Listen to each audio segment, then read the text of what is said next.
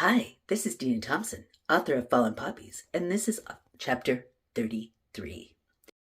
Chapter 33. So, what happened? Constance squealed, bouncing on her bed. Joanna put her finger to her lips to silence the excited girl.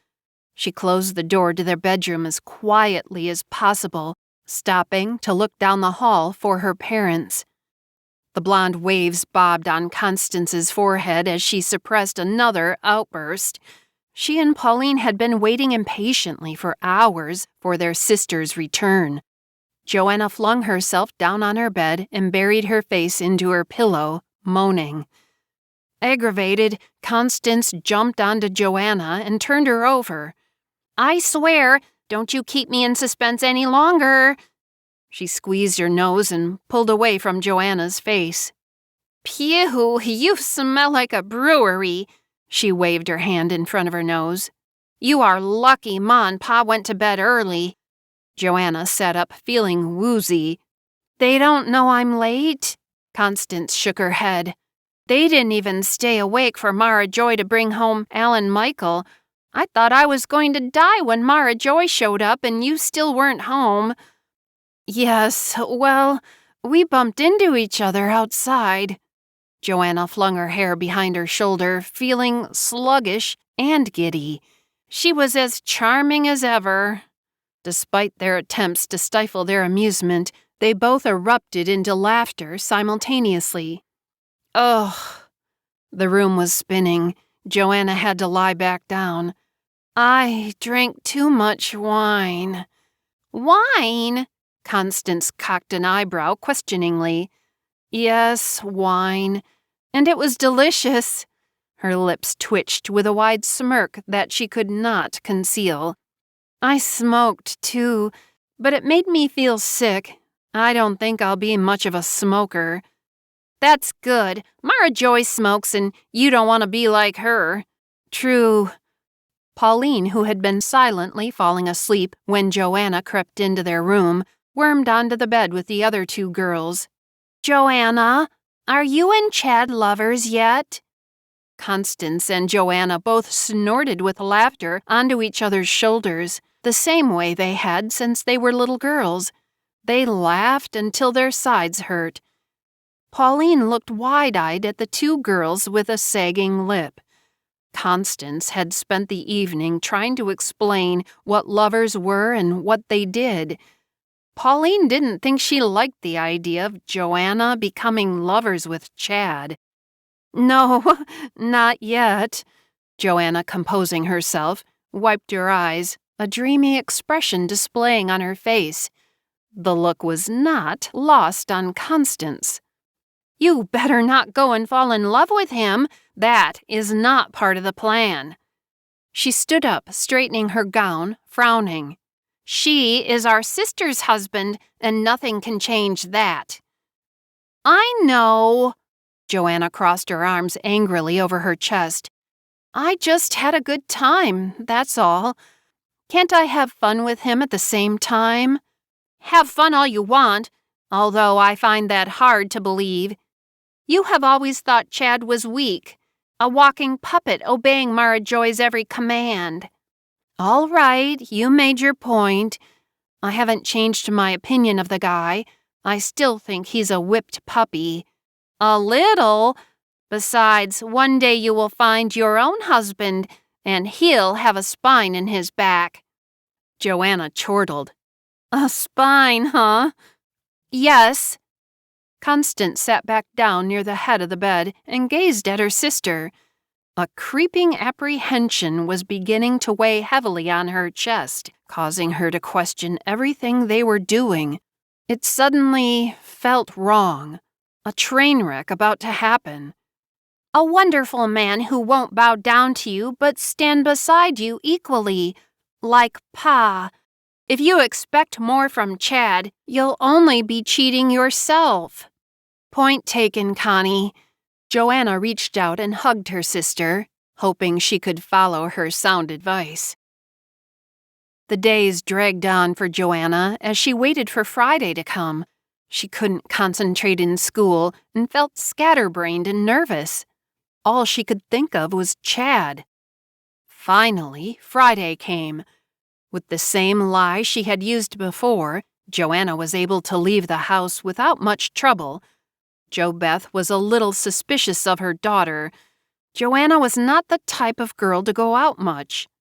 She shrugged it off as paranoia. The girl was entitled to have friends. She just wasn't used to seeing Joanna so outgoing. It was good that she was finally starting to be more social, like her oldest and youngest siblings. She hoped the other 2 younger girls would follow suit. Joanna stepped out of the house. The cold air brushed her face, caressing her cheeks. She hurried down the steps and nearly collided with Mara Joy. She strutted, her chin held high, heels clicking on the pathway. As always, she wore a mink-trimmed coat with matching gloves and a delicate hat perched at an angle atop her glossy black hair. Her hairstyle, freshly done that day, expertly crafted in the latest style. Joanna stood back, feeling frumpy. She had spent an hour in front of the mirror trying to make herself look desirable.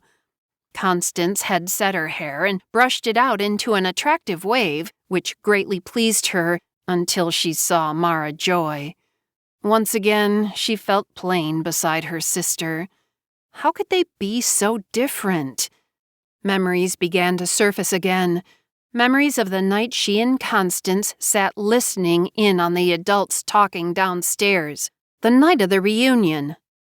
"Well, well, well," Mara Joy appraised Joanna up and down. Joanna blushed, her memories quickly fading away. Why did she always have a bad feeling in the pit of her stomach whenever these memories surfaced? She couldn't even remember them fully. "You clean up fairly nicely when you want to." Mara Joy opened her gold cigarette case and took out one of the long white cigarettes. It had been a gift from Chad the past Christmas. "Where are you off to tonight? I hope your wayward friends don't lead you down the wrong road again."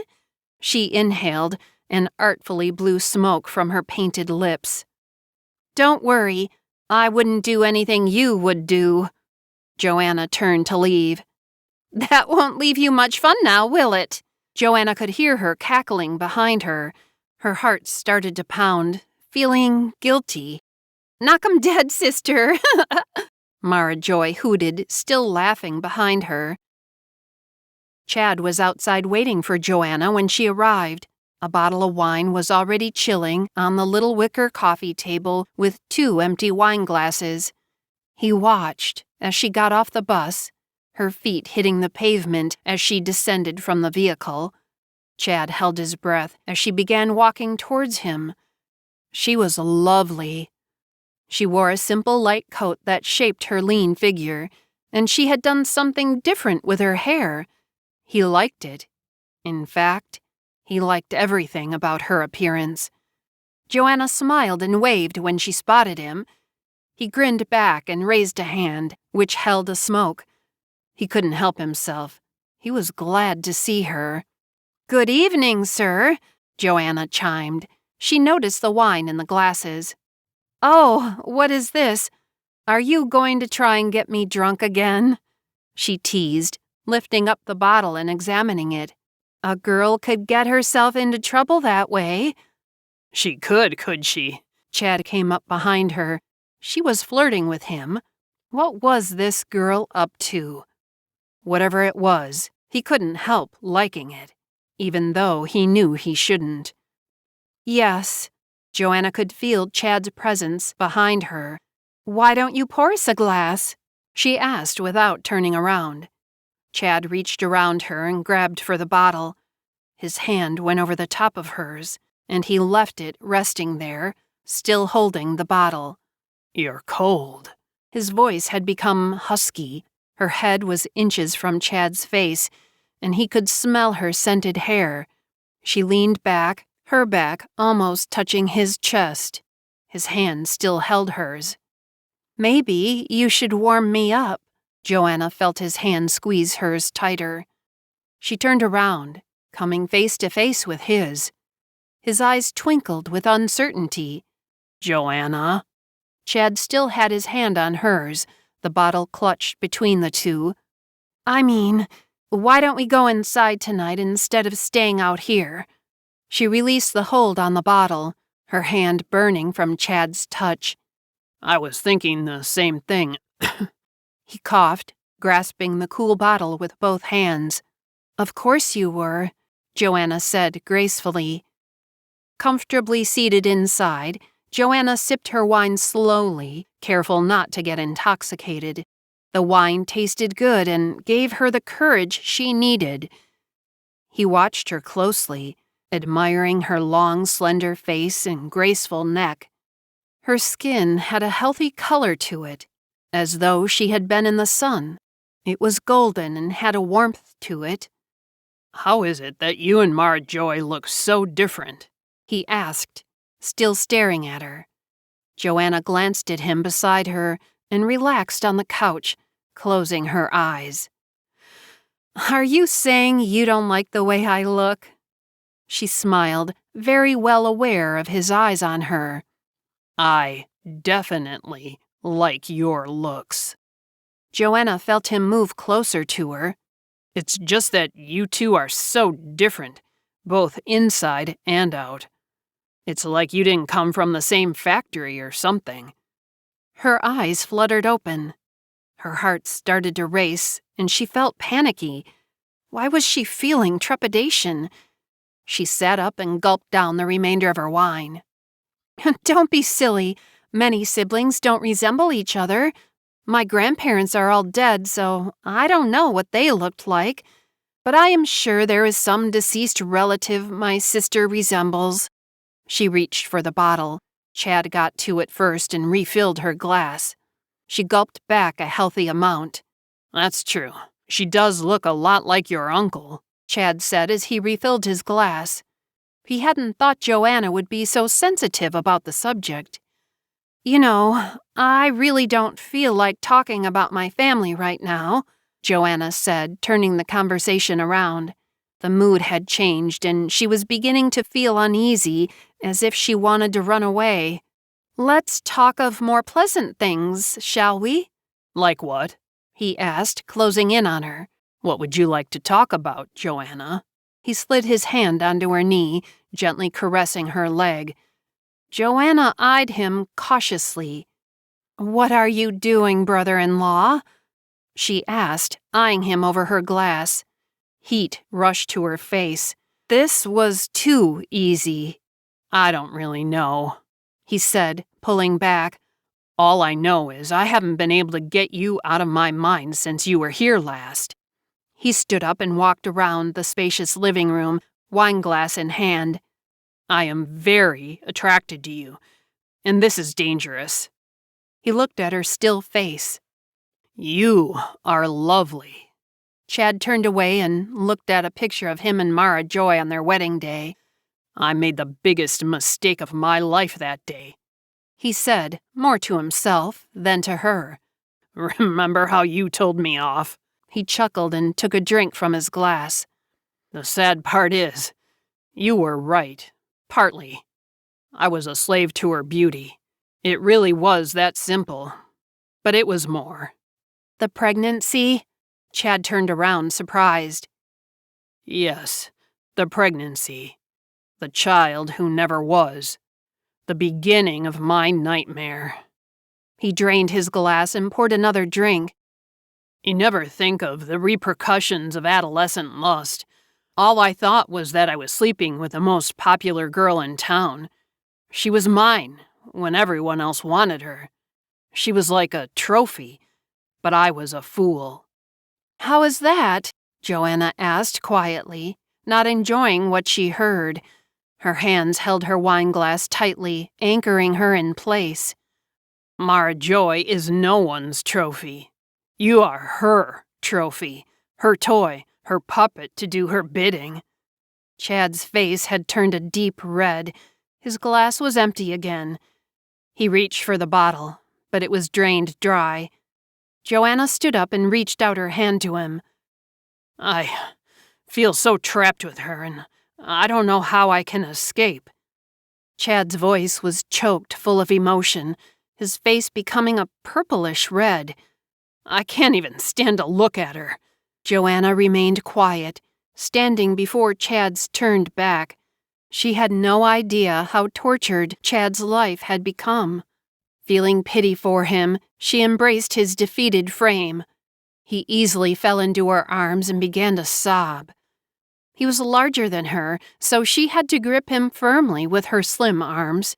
His solid frame shook uncontrollably. They remained like that for a while, neither talking, just holding each other.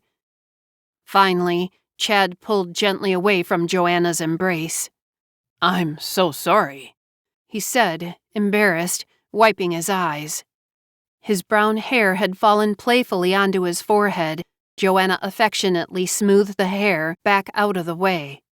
Chad took her hand that touched his hair and kissed the underside of her palm. Electricity skyrocketed through her body. You should stay away from me. Chad breathed into her hand. Why is that? She whispered, her legs turning liquid under his hot breath.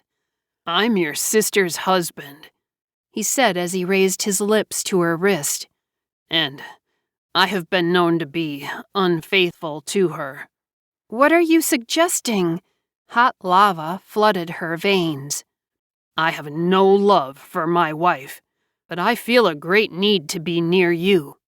He lifted his head and looked into Joanna's fevered face. If you stay, I can't promise you anything. Do I need promises? She ached to be in his arms. You deserve promises. Do you want me to go? You are just a kid. I can't do this to you. He grabbed her shoulder roughly. He wanted her, but how could he? Joanna savagely flung herself into his arms, embracing him with a passionate kiss. Chad's arms encircled her waist, snugly holding her in place. They melted into each other, starved for one another. Joanna unlocked her lips from his, panting. I am not a kid. No, you are not, he said, embracing her once again. Chad drove Joanna home, but he dropped her off a block from her house this time. They lingered, kissing one another for a few moments until Joanna had to pull away. Will I see you next Friday? He asked, feeling desperate. They had spent the evening kissing, talking, and touching. Never had he felt such a desire. But it was not just because he was so attracted to Joanna physically. He enjoyed her company as well. They had laughed a lot that evening and talked about many things they had in common. Yes, Joanna smiled through the open window at him. But I have to go before my parents kill me. I will be counting the days. Joanna blew him a kiss and spun away, her long hair flying out behind her like a banner of defiance. He watched her go, feeling his stomach clench with worry at the thought of where their recklessness would lead them. Fridays became a regular event. Each Friday, Joanna rushed into Chad's waiting arms, finding it harder and harder to pull away from him. Constance was becoming concerned for her sister. She didn't think Joanna realized it, but Joanna was falling in love with Chad. Constance was wrong. Joanna knew she was in love with Chad, and when she admitted it to herself, she knew she had to end her relationship with him. Love had never been part of the plan. In fact, she wished she had never started the plan in the first place. It had been stupid. Mara Joy was the one who was supposed to be broken-hearted, not her. Her sister didn't even know what was going on. All she knew was that her husband seemed cheerful lately, and she was too self-centered to think it could be Joanna who put a smile on her husband's face. Chad opened the front door, smiling broadly. Joanna stood in the rain, sobbing. Her face crumbled as he quickly scooped her into his arms. What's wrong, darling? He soothed, kissing her damp forehead. Joanna clutched his shirt, not wanting to let go of him. This has got to stop, Chad, she cried harder. What? No, it doesn't. Please don't say that. He began to panic. He couldn't stand losing Joanna. She was the only light in a life filled with darkness. But it does, she said, looking up at him with a tear-streaked face. I thought I could handle this. I thought I was in control of things, but I'm not. Joanna, I don't understand, he said, cupping her face with his hands. Instantly, Joanna tilted her head, allowing his fingers to caress the side of her cheek. This brought about fresh tears. She had to do this. It couldn't go on any longer. Her heart was breaking. Understand? Chad, what is there not to understand? I can't be yours. You can't be mine. She buried her face in his shirt. But I am yours. Joanna pulled away and walked into the living room. Look around you, Chad. She opened her arms and waved them around the room. Everywhere you looked were signs of Mara Joy's presence. The house was decorated to her taste. Her things were everywhere. Her picture adorned every wall. In several of those pictures, she was with Chad. You are not mine. You are hers. Joanna's body convulsed with sobs, her shoulders shaking and tears wetting her face. He stepped forward to take her in his arms again, but she pulled away, unable to accept his embrace. She felt her heart breaking with sorrow. How did she get herself into this mess? How could she have walked blindly into this nightmare, a nightmare she had purposely created? Chad attempted to console her, yet she resisted him. No, please. She tried to wiggle out of his hold, but she became weak. It was too hard. The need for him was winning over her sense of logic. Listen. He forcefully grabbed her shoulders, shaking her to attention. Tears fell from his eyes freely and without shame. The thought of losing Joanna terrified him. I don't love Mara Joy, but I do love you. He forced his lips hard onto her eager ones. His tongue probed for hers, tasting the warmth of her mouth. She sobbed as he bent and kissed her eyes.